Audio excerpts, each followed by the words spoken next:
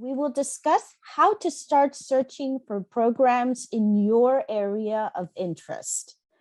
How do you find those programs that work for your particular career and research goals?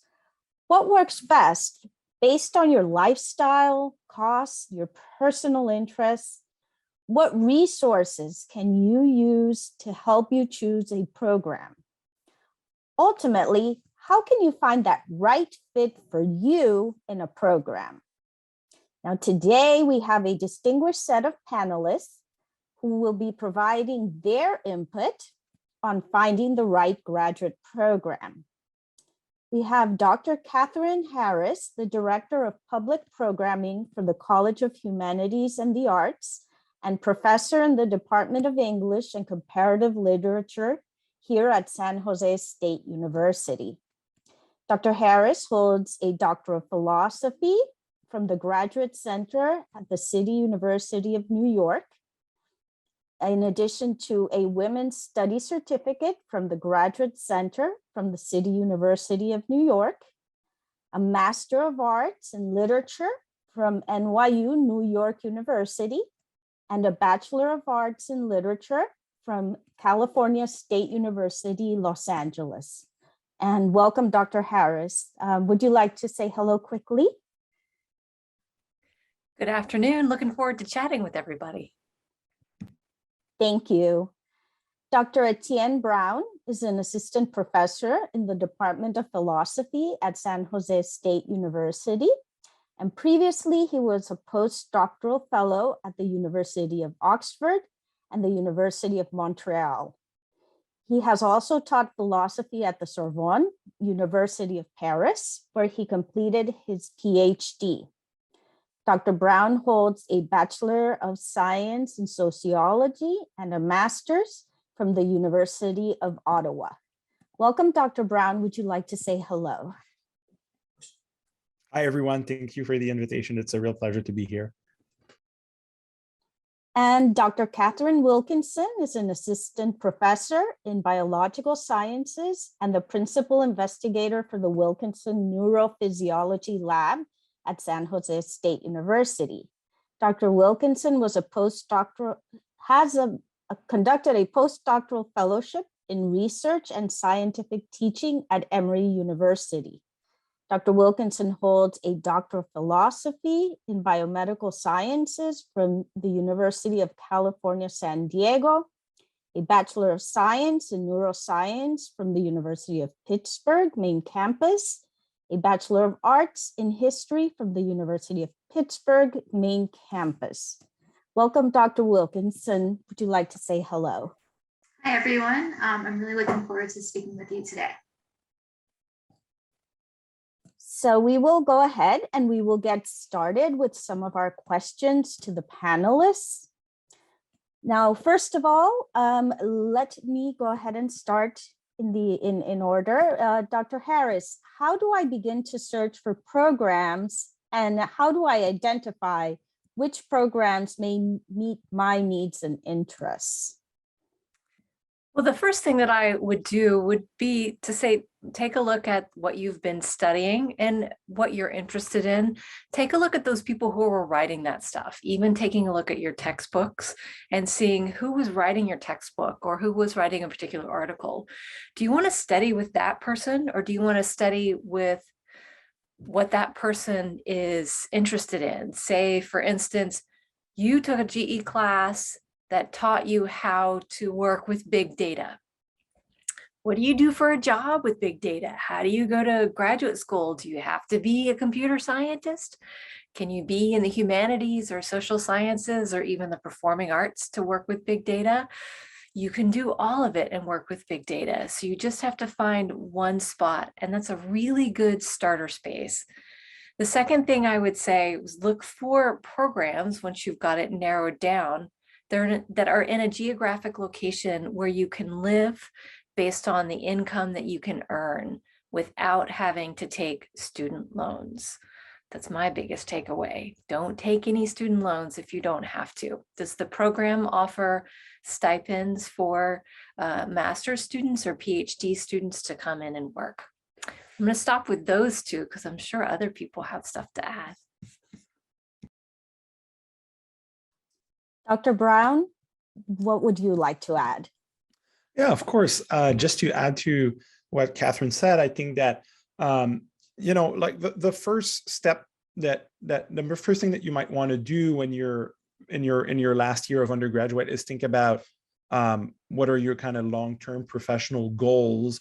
If you want to go to a graduate program, is it because there's a specific kind of job that you want to have within 2 years? For instance, if that's the case, you can think about a master's program. Is it that you're just so passionate about what you've been studying at SJSU for 4 years that you just want more of it, but maybe go deeper into the subject? There's different kind of students, right? Some are thinking more about professional outcomes. Some of them are thinking more about what they want to learn for the pleasure of learning. So that's one tip. I try to identify your long-term goals. And once you have that, I would say that the best place to start might be to ask for advice to professors or maybe academic advisors with whom you've cultivated a relationship here. And even if you haven't cultivated that relationship yet, I think that professors from your program or advisors at SJSU might be in a good position to kind of guide you towards the right graduate program, right? If you have a specific job in mind that you'd like to have eventually, they're probably in a good position to help you know what kind of program could help you get there. And if they personally are, if a student comes to me and they want to have a specific job and I don't exactly know what they should do, I can direct them to another professor that might be in a position to advise them. So don't feel that this is a decision that you have to take alone. Sorry. I would say look around you. Who do you know at SJSU? Who do you have a relationship with, and try to ask for advice so that you're thinking that with someone who knows the business, so to speak, or knows the discipline you want to study very well. And Dr. Wilkinson, what advice would you give us? Yeah, so I'd like to kind of reemphasize what Dr. Brown just said. You want to think about where you want to go and what you need to get there. So most of my advice today will be very specific to what I know, which is more the biomedical sciences or biology-based research in general. And for that, you've got a little bit of a choice. You could get a master's degree or you could go on for a PhD. And so I like to encourage students to think about where they want to be at the end of their degree. And so if it's somewhere that you just need a master's, right? Maybe you just want to be a little bit higher up when you're going into biotech, then the master's is probably the right bet for you.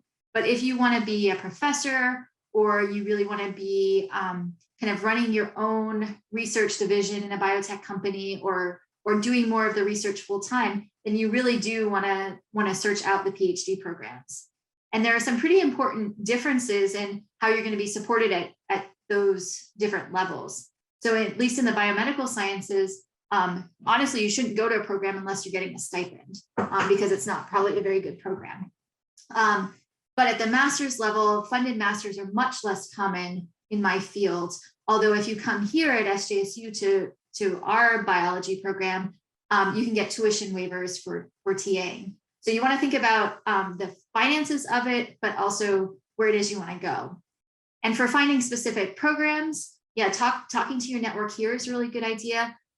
If you can get to a conference. So for those of you who are in biotech type things, broadly defined, the CSU has an interest group called CSUPERB, CSU Education and Research in Biotechnology.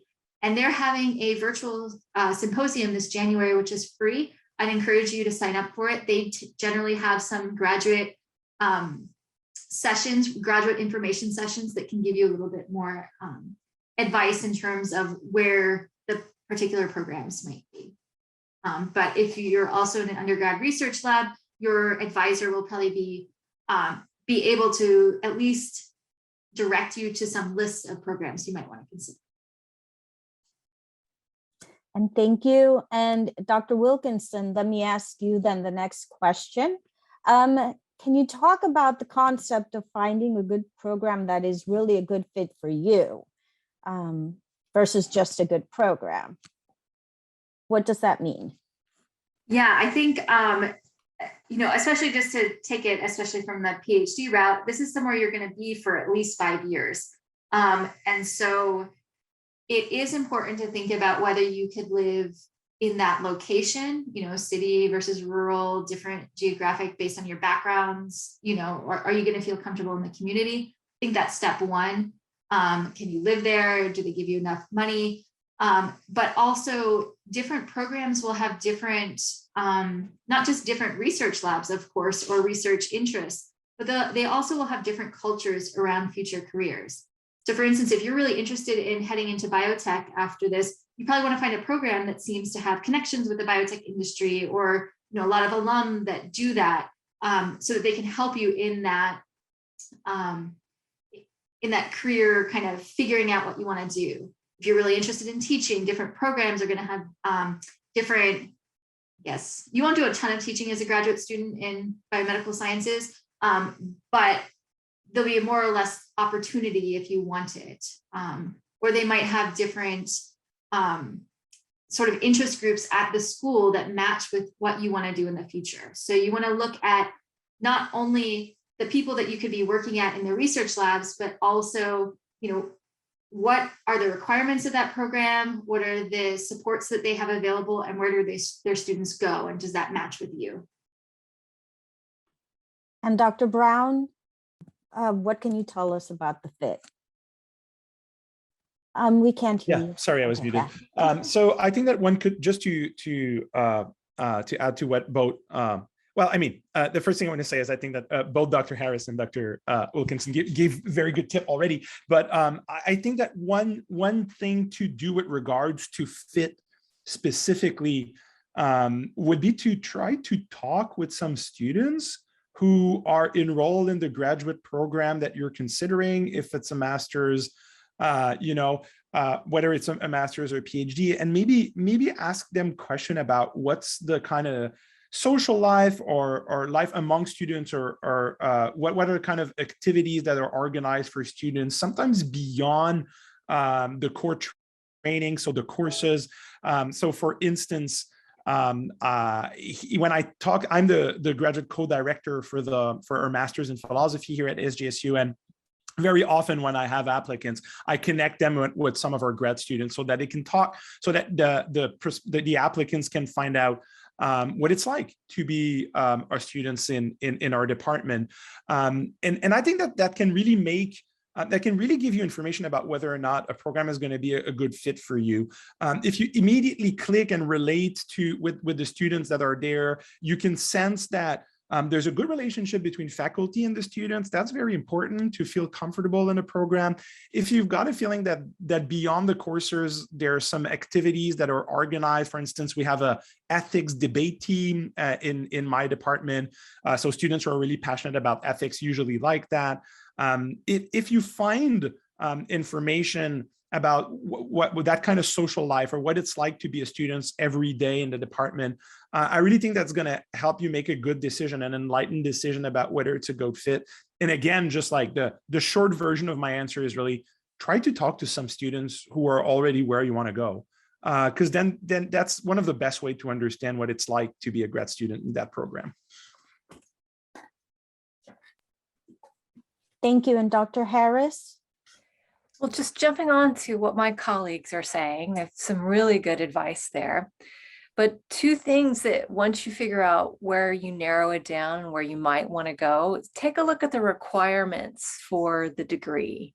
That might also set you up to have conversations with the students who are already in the program, and see if this is feasible with your own working environment and working life. And then maybe you could also ask those students who are already in the program, what kind of funding that they got. Maybe they not only teach, but maybe they got to work on a research project with a professor that's paid. So maybe you can rely on those kinds of things. You take a look at how many classes are required of you and how many you could probably take each semester or quarter. And if you could work on research projects with faculty, that's a really great thing to do, because then you learn from them and what they have to do in the profession. The other thing that I really would say, if you're trying to go to a master's program, one thing that you absolutely should do is see how many dedicated graduate student classes there are. Does the program mix graduate students with undergraduate students? And this is really important, because if it's not a very big cohort, or there might be some funding strategies that are happening, they will often in a program mix graduate and undergraduate students together. There's nothing wrong with doing that, but it does mean that you have to be a bit of a self-starter, because the conversations that you're going to have in an undergraduate class are very, very different than what you would do in a graduate class. Undergraduate classes are very highly structured with a lot of assignments to help people get along. And graduate classes are not always like that. You really have to be self-motivated to go do things on your own. So just take a look at that and how it's set up, the infrastructure of the program, and just ask questions about how they manage those kinds of things. Thank you. And Dr. Brown, let me start with you this time.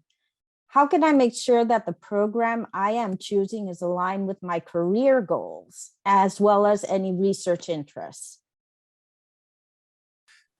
Yeah, so I would it's tempting for me to circle back to what some of the points that I've made when answering the first question. I really think that to make sure that you have the right conception of which program will get you where, it's always really useful to speak to some people that you know, right? So professors are usually going to be in a good position to help you decide whether or not the specific program that you're considering is going to get you where you want to go, right? If you dream of becoming a community college teacher, which a lot of my students want to do, well, that's very, or a professor, that's very, maybe the kind of program that's going to help you do that are going to be very different from the kind of program that might help you get a more professional job if you want to work in industry. Usually working for industry is an option that's clearly available for students in the sciences, in the hard sciences, but increasingly, I've got a feeling that in the humanities and social sciences, there's a lot of different kind of jobs that students can have. So one thing that we haven't covered yet, I think, is that usually in the program that you're applying to, there's going to be a designated person that's in charge of talking to prospective students. In my department, that person is me, but in all departments, I'm pretty sure all across the US or elsewhere, because there's some options abroad. I have a PhD, a non-US PhD. You should feel very confident to write an email to the department chair or anyone in the department. They're gonna be able to direct you to that person. And then the person that's responsible for admissions is gonna quickly be able to chat with you about your goals and to tell you whether or not their program is a program that can help you get there, right? Because they wouldn't want to admit you if they know that you're going to be unhappy with the program and that you're not going to be able where you're going. So again, I think that the key strategy for me is don't try to make that decision alone. Get some advice from your own professors at your home institution, but also from the advisors of the program that you're considering. And Dr. Wilkinson, anything you would like to add about making sure that the program is aligned with career goals and research goals? Yeah, I think reaching out to the program is very good advice. And you should have a couple of questions prepared when you do that. And one that you should ask is, where are their recent graduates? Where have they ended up? Something that's kind of important to do in biomedical sciences, but probably other disciplines as well. Ask how long it takes students to get out. Ask, what their funding situation is like. Those are pretty important. And then for the research interest, most grad programs will have a list on their website of all the faculty and their research labs. And so you can kind of look through, and that can give you a good sense of the types of labs that are out there. It's kind of hard to tell how good the lab environment will be just from the website. But if you were set on studying, neuroscience, and you looked at a program and there was only one neuroscientist in the whole program, that's maybe not a great one for you. And I'd say, just as a general, this is maybe not completely on this topic of the question, but a good piece of advice when you're looking for some science programs is to make sure that they have rotation options so that you can try out a few different places. And so for me, that actually helped me make my decision between two places, because one of the schools that I liked, I really did like the lab that I had interviewed with, but I was kind of stuck. Like if it didn't turn out okay, that was it, right? I was accepted to their lab, not to the program. Whereas at UCSD, you could rotate through and kind of change your mind later on based on how supportive it actually was. Thank you. And Dr. Harris, anything on career goals? Yes. So one thing to note is that some departments can be fairly small in terms of their faculty, but in some places, faculty co-teach a lot across departments and disciplines, and they may not do it in the department. They may be involved in a center or an institute where you could combine the stuff that you would like to work on. For instance, we have an Institute for Social Justice and Human Rights here on campus.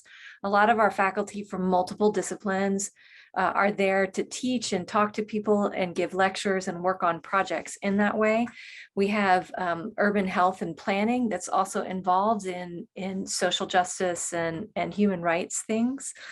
And then we also have other institutes that deal with technology and ethics that engage faculty from across all different disciplines on the campus. So take a look at that. And when you're thinking about your career goals, to be really honest with yourself, are you getting this degree in order to make money? Or are you getting this degree in order to see the kinds of expansion you can do across 25 years? And it's really hard to know that based on talking to the administrators who run the program, because they're going to give you a super shiny, we do fabulous, we place people everywhere and here. Ask them about alternatives. I mean, where do people grow from once they get this degree? They can go in one specific way. Like with a medical degree, you go in one specific way, but you can do offshoot stuff and do public health, or you can go off and, do Doctors Without Borders, or you can be an administrator. So ask them if they do long-term studies with their alums, and maybe ask if you can speak to one of the alums too, to see what their career paths have been. A lot of places also have a career center, and they track what their graduating students do. You can also check with that career center and see if they have any data on who their students are and where they've ended up, I don't know, 20 years later, if it's a discipline that's been around for a while. Thank you. And Dr. Harris, let me go ahead and ask you the next question. How did you decide which programs you applied to? Honestly, it was what I could afford and what was geographically available. I went to Cal State LA. I paid my whole way through. I didn't have any loans. I think it was only $500 a quarter though when I went. And I moved out to the East Coast in New York City, specifically because I knew I hadn't made a decision about a grad school yet. And I wanted to get out there and just see what it was like. So I went and lived out there for 2 years and worked in different jobs to see what I wanted to do. I worked at a law office. I was a research assistant for a biomedical company. I also did copyright law for a little while, wondering if I wanted to do that. And then I went into, just happened to do some teaching for a local literacy project at a library, and thought I really enjoyed doing that kind of work and literature itself. And I ended up getting into NYU's Ph.D. program, realized 2 years into it, it wasn't the program for me. and because I wanted to serve the public good. So that was part of my career goals. So then I went to the CUNY program where I had access to faculty at 18 different campuses in addition to my own campus. And that's also when I knew I wanted to come back to work at a CSU, because CUNY and the CSUs are the two largest public institutional systems in the United States. So my career goals have always been drifting towards social and public good, and I knew I would be able to do that. And quite honestly, CUNY gave me funding for all years that I was there. NYU gave me nothing, and I had to take out student loans. So it was geographic proximity and finances, both together. And I also had a whole lot of opportunities at CUNY because I could work at any of the 18 campuses as a faculty member. And they also had a lot of opportunities for fellowships, things like that. So it was really expansive, and I didn't feel tied to any one particular campus. Thank you. And Dr. Wilkinson, how did you choose your programs? So I was doing research as an undergraduate and liked it, and it was in physiology. So, you know, I asked my advisor a little bit, although he wasn't terribly helpful in the long run, but, you know, just a lot of Googling. And so I was just looking for physiology programs, and then I would scroll through to see if there was anyone who seemed like they were doing something kind of similar to what I would like. And so I don't know that that was the best approach, honestly. I ended up only applying to 5 schools. And luckily, you know, at the interviews, it became pretty clear that UCSD had the best student culture in terms of, you know, the students seemed really happy. The research seemed really exciting. I was coming from Pennsylvania, so the like sun and no snow was really exciting as well. But, you know, I have to say there was, you know, the school that I thought was my first choice when I was applying ended up, the students were really unhappy there. And so I ended up not really, you know, changing more than I thought. But yeah, for me, it just came down to what kind of science was going on there. Thank you. And Dr. Brown, how did you choose? Yeah, thanks. It's always interesting for me to answer that question because I don't have any degree from an American university, and I've evolved in academic cultures that are a little bit different than in the US. So I went to school very close to where I grew up. In Quebec, where I come from, there's not so much this culture of like making a big decision about where you're going to go to college.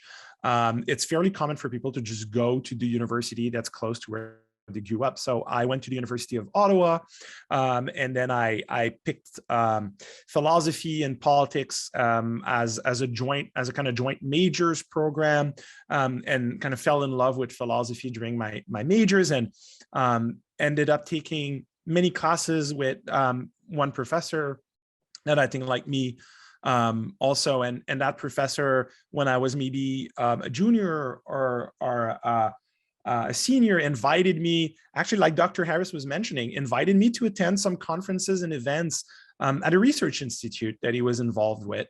And I really, really liked those events, and I could feel that there was a community where faculty interacted with grad students, PhD students, and master students. So I've decided to stay at the University of Ottawa for my master's because I wanted to be part of that community. And it was a very rewarding experience. I also had the opportunity to be a graduate assistant, in a teaching assistant in the department, and that's something that I was interested in. So that's how I made my decision for the master's. For the PhD, it's a stranger story for Americans. So I knew that I wanted to go abroad. And I won a scholarship to do that. In Canada, the scholarships are rarely offered. I mean, some scholarships are offered by universities, but I won a national level scholarship, right?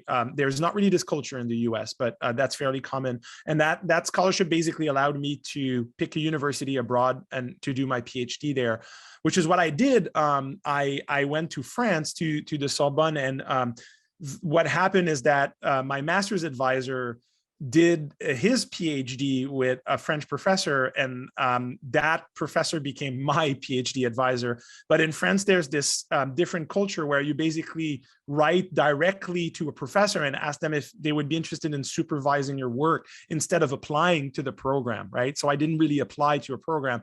I got in touch with the professor, and the professor was interested in my project, and on that basis, I got accepted, right? So the people who helped me get into the PhD program were the people that were in charge of the master's, where I got involved in. So the main thing that was important for me was really to go abroad, and that's also highly encouraged where I come from, to get a degree from another country, and I decided that I was going to do it to go to France, which was kind of a crazy decision, because then I had to like navigate a completely different academic system, one that I was completely unaware of. And also that decision to go abroad basically sent me on a course where I didn't come back to where I come from, which is Quebec, right? So I went to France, and then I did an exchange in Germany. And then after that, I got a postdoc. I did get a postdoc in Canada, but then another postdoc in Britain, and then a job in California. So that's been extremely rewarding as an experience, and I've grown so much. But that's something also that, some of you might be very interested in having a kind of that trajectory. And for some of you, going back to the fifth question, some of you want to stay close to home. And I think it's like completely reasonable to want to stay close to home, especially if you're involved, you're heavily involved in, you're very close to maybe your siblings or your parents, maybe you have responsibilities that are tied to that. So I would think about that too. Like, I'm not the first panelist to underline that, but think about geography. Do you want to go abroad and discover something new, or do you want to build, something in a place where you already have roots? Those are two different options, and I think they're equally valuable. But you're going to be the one who have to make that decision for yourself. Thank you. And Dr. Brown, since I have you, any strategies we haven't talked about that you would use when searching for a program? I think I got a feeling, and that's probably due to the knowledge of my colleagues, but I've got a feeling that we've covered the basics. I prepared a little list before I joined the Panelists, and chat. If I recap, chat with students from the program, chat with advisors from the program, chat with your own professors, think about your goals, something that Dr. Wilkinson underlined very early on. Those are really the most important things. And then Dr. Harris talked about the size of the program, and how that's going to influence your experience in the courses. Those are really the most important thing that I can think of. I don't know if my colleagues have some tips that we haven't covered yet that they would like to draw our attention to. Dr. Wilkinson, any additional strategy? I think pretty much all of what I can think of has been covered already. Okay. And Dr. Harris?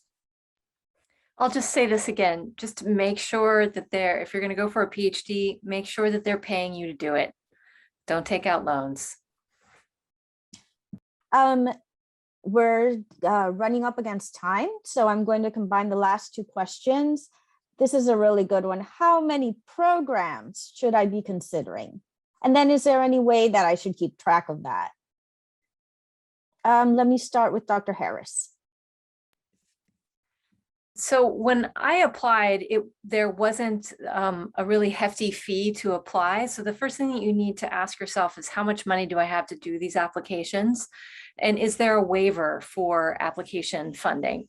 The second thing is, what do you need in order to apply to these different programs? Do you need to take like the graduate SATs or the GREs or something like that? I'm sure they have that in the sciences.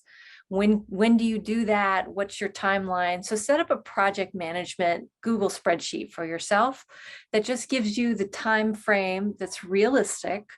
Don't do anything that's rushed. Like, don't say that, in the semester that I'm graduating, I'm going to do all the things, because that's not realistic, because you have to have a life and buy groceries and do your job and finish out your schoolwork.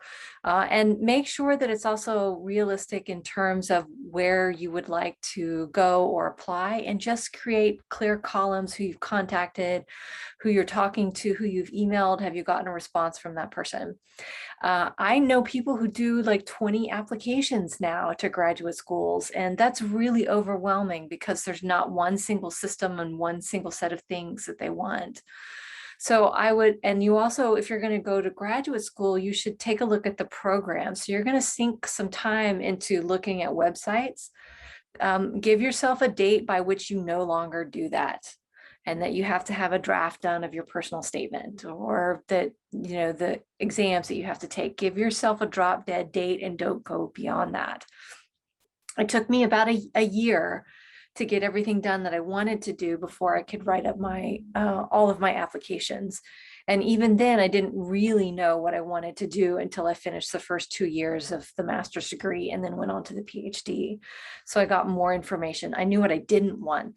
That told me what I did want. And I'm telling you, Google Spreadsheets is your friend. You can link out to everything. You can have people take a look at stuff. You can link to Google Docs as you're working on different things, and just keep notes and organized in that way. Because any master's program or PhD program, you're going to have to do that yourself. So you got to project manage yourself. That's my biggest thing. Google Spreadsheets is your friend. Thank you. Dr. Wilkinson, how many programs would you apply to? Well, so when I give advice to students from my lab that are going on, I suggest around 10, which is a lot, but only do 10 if you really could see yourself at all of those places. That number is just kind of so you have, you know, graduate admissions are pretty competitive, so it gives you a little bit more opportunity to get in, but also to see different types of programs. I think the fees are non-trivial though, so it's important to reach out to see if you can just ask for a fee waiver. And, you know, if you can't get one, then I would pare down to the programs that you're really, really interested in. Some people will give you advice to, you know, make sure you have backup, less prestigious schools. I'd only put them on there if you really thought that there was some reason why you would want to go to them as well. I think it's helpful as well when you're coming up with your list of programs to make sure, and just planning out your applications, to make sure you talk to the people who are going to write your letters as early as possible, to give to make sure that that's not the thing that you are doing last minute. Because for professors, you know, we want to do it, but we do need time. So make sure you're communicating with them and setting them the list and the deadlines pretty early. And the final thing that I wanted to say was that at least in science, there's a big movement away from the GRE. So if that is a real stumbling block for you for whatever reason, there are lists online of programs that no longer require the GRE. And so I think that that's becoming, especially in the last couple of years, a bigger thing. So that's at least one financial headache and potentially really stressful thing. Thank you. And Dr. Brown, how many programs would you apply to? Yeah, I think like it's hard. Something again, the fees are very real and they're serious. So like that also depends. I would say between 5 and 10 or something like that. Also, like I concur with Dr. Wilkinson that you know, if you're not really interested in attending a program, don't put it on your list just because you think you're going to get in. At the same time, it's probably good to have different categories of school that you want to get into. Like if your list is like Princeton, Harvard, Yale, chances are you're probably not the only one who wants to get into that graduate program, which means it's going to be like heavily competitive.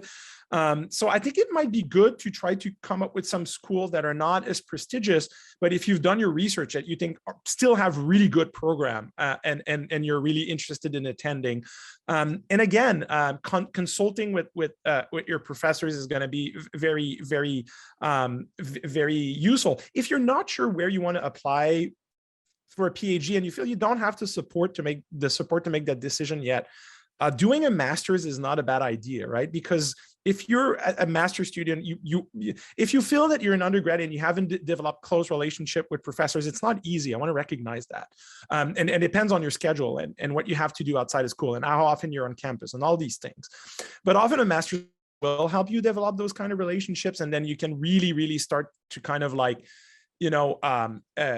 lay out or create a kind of strategic plan for PhD applications. I've helped some of our students do that. But yeah, maybe have some prestigious schools. It's okay to be ambitious. I somehow thought I should have applied to a wider range of school personally. I didn't apply to any program in the US because I think I would tank the GRE. And I think I would tank the GRE because my English at that time was not as good as it is now. Was that the right decision? I'm not sure. But I can very, very much relate to Dr. Wilkinson's comment about the GRE being abolished. I don't like that exam and I think it should be abolished. But let's not get too political today.